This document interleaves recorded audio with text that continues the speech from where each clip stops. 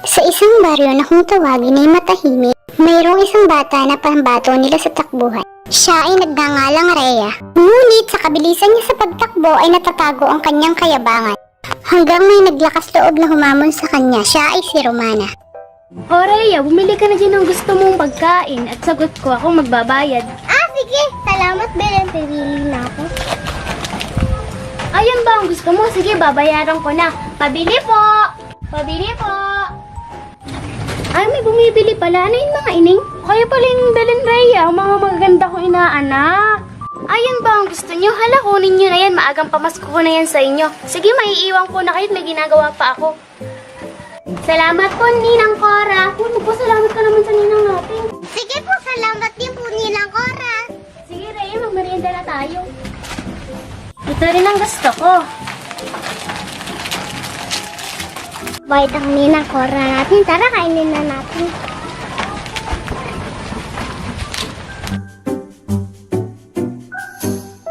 Ang sarap, di ba, Rhea? Oo nga, ang sarap kasi libre. Ang sarap ano? Mamaya lumabas tayo, may titingnan tayo tapos punta na rin natin mga kaibigan natin. Para makapaglaro na tayo. Teka, ikaw na naman ba ang nanalo nung nagkarera kayo ni Bruno? Kahit lalaki, hindi obra sa bilis mo. Hanga talaga ako sa'yo, Rhea. Siyempre ako ba? Ako ang number 1 sa takbuhan.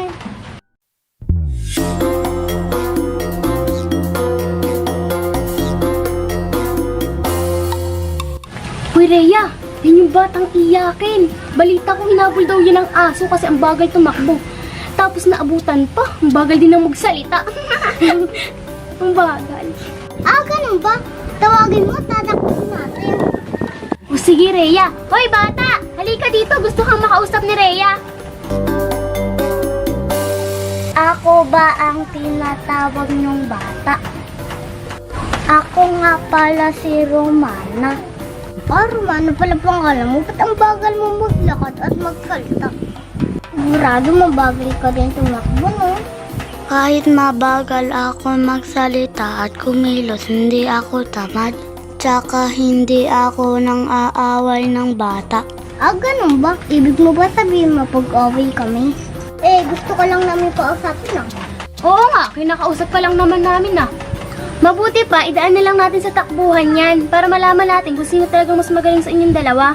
Sige, payag ako. Ano namang premyo? Sigurado hindi ka man nanalo sa akin.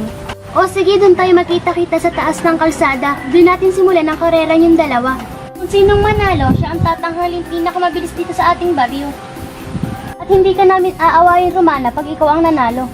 Dadating pa kaya si Romana? Mukhang natakot sa iyo ah. Oo nga, natakot na siguro yun. Halika na, umuwi na tayo. Nasayang lang ang oras natin dahil sa Romanang yan. Kung hindi na dadating yun. Romana na yun. Naandito na ako. Oh, nandiyan ka na pala. Buti naman dumating ka na. Akala namin hindi ka na dadating eh. Alam nyo naman na mabagal ako lumakad. Oo nga pala, mabagal kang maglakad. O sige, simulan na natin ang karera. Pumusta na tayo. Dito ko na lang ilalagay yung plug. Sigurado namang si Rhea ang mananalo. Ay, nababa nga pala si Rhea. Dito ko na lang ilalagay. Makaalis na nga. O, ito. Yan ang pwesto sa may bato. Diyan ang linya. Pantay kayong dalawa. Pagbilang ko ng 3, sabay kayong tatakbo. Pagkatapos, may makikita kayong flag dun sa dulo. Kung sino unang makapagbalik dito ng flag, siya ang panalo. Kailangan yung madala dito yung flag, ha? O sige, magbibilang na ako, ha? 1, 2, 3!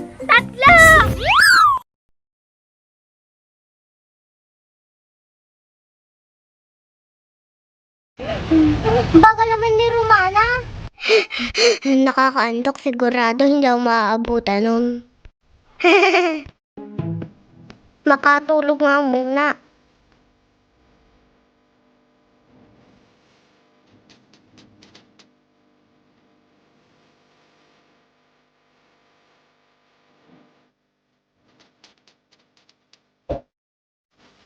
Sabi ko na nga ba, mabilis si Rhea, tamat naman pala. Ayaw na ang vlog. Yes, panalo na ako.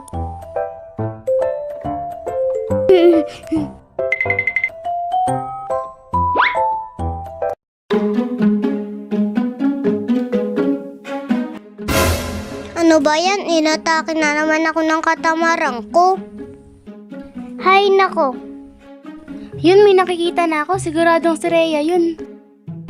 Teka, si Romana yun. Ano kaya nangyari kay Rhea?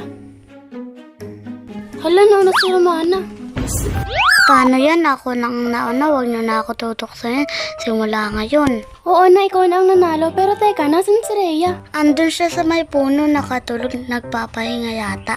Sige, kunin ko na yun. Naalis na ako.